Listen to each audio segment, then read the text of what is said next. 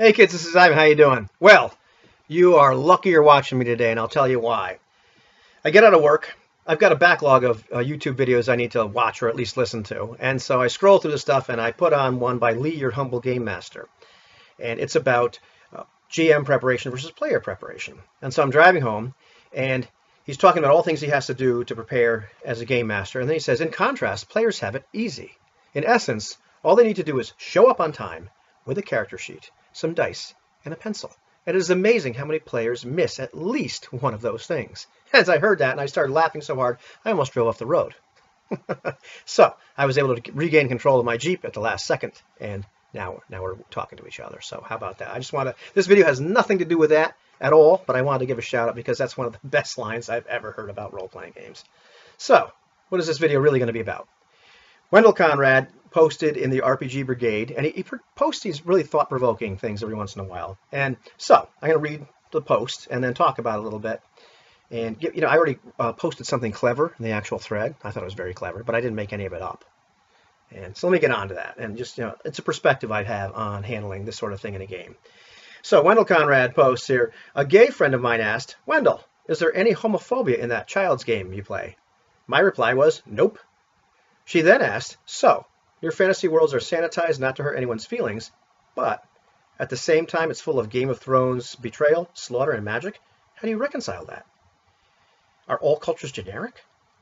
And so Wendell continues, and that led me to think about homophobia, xenophobia, racism, and cultures in fantasy. What are your thoughts? So, as you can imagine, the hilarity ensued as people had discussions about it. And I remember I sent him a message last night, and he said, well, so far it seems to be pretty civil. And I said, well, night is young. And I woke up this morning and I wasn't disappointed because, it went off in some tangential, just like you could imagine. And it's funny, there was some of the well actually showed up. And if you haven't watched DeVay, Breon Jackson, DBJ's great video on the well actuallys, I might link it below, but if I don't, just go look it up. That is that's a very cool video. I really enjoyed that one quite a bit. So anyhow, tell you what happened. And this leads to like why I posted what I posted and what I'm going to talk about. Maybe 2-3 months ago, something like that, Runeslinger asked, have you read this game, Circle of Hands? And I've talked about it before, but here it is. I said, no, I haven't. So I said, I got intrigued. I said, I'll buy it. I'll check it out. I think I read a little bit about it. I was like, that's kind of interesting. He said, tell me what you think. And so I'm reading this. I read it a couple times, and I'm at the gym, actually, having my phone read it to me because I've got the little Australian reader over on there. So I got an Australian accent. And not that I'm Australian, but like the voice. So anyhow, and I heard this a couple times. I read it a couple times, and it kind of hits me. And he's talking about how he handles difficult elements in that game. And the idea, and he talks about stuff that I've always kind of done. And sometimes I've bumped my head a little bit and done it by trial and error. But I remember like texting Runeslinger back and say, this is brilliant. Like, things I've kind of done, but he's really kind of synthesized this and laid it all out in a kind of a codified manner. That's really cool. And he texts me back, yeah, this guy really knows where his towel is. And it took me a little while, maybe like 30 seconds to finally get the reference. Like, oh, yeah. So let me talk about this a little bit. And if you're not sure what the other reference is, as a Circle Knight, you are representing or working for the young king in Rolke. So what happens in Rolke stays in Rolke. Has nothing to do with this video, really. But I thought it was a really cool title. So the idea is this in terms of codifying where these uncomfortable elements reside in your game, because I think that's kind of important. You can have uncomfortable elements in your game. It doesn't have to be sanitized, rather. So there's uncomfortable elements in this game, and there's clearly uncomfortable elements that Wendell was talking about. And I've discussed what Ron did a little bit in the series I did on just dark and disturbing themes, but this is so good that I think it bears repeating again, because we're talking about uncomfortable themes, but the same idea. So I'm going to hold up a little bit here. You don't really have to read it too much, but here you go. It divides things into the backdrop, the situation, and the scenes. So you can have disturbing elements in your game. There's certainly disturbing elements in this game. It's kind of like an Iron Age game, so there's all the usual atrocities you would consider in cultures like that. The usual, one culture conquering another, one clan conquering another. It's the usual, pretty much rape, torture, murder, all the nasty stuff that happens. However, a lot of that stuff is in the backdrop of the game, meaning that you don't necessarily have to interact with it. It's just understood. That's part of the game. If you want to put something like, say, homophobia or xenophobia in your game, it can be part of the backdrop. It doesn't necessarily have to be something that players actually ever interact with. It's just understood. That's the way the culture is.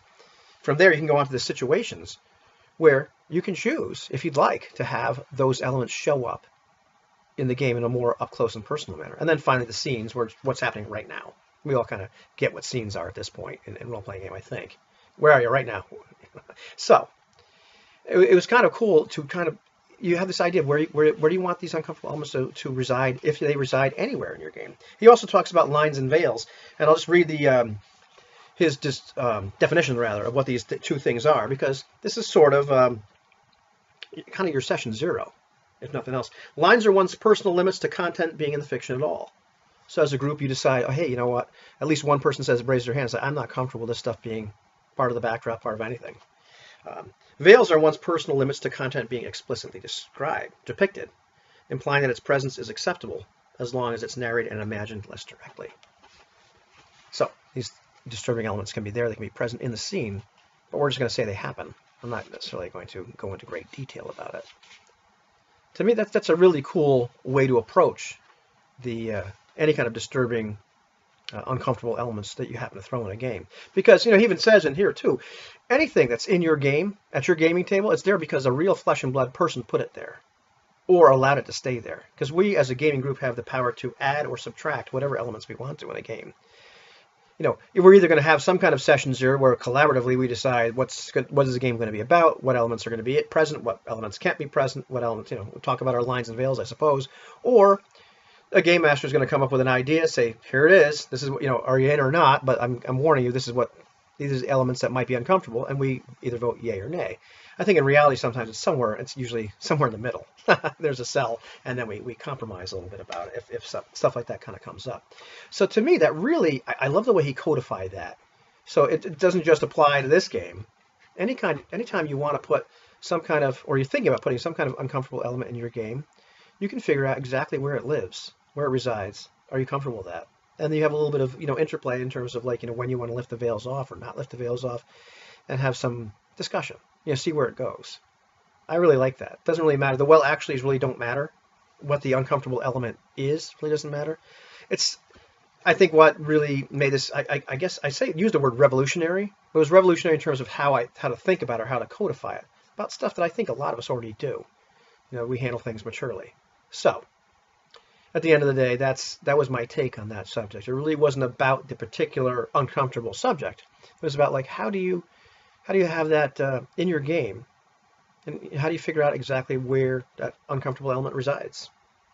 What do you think?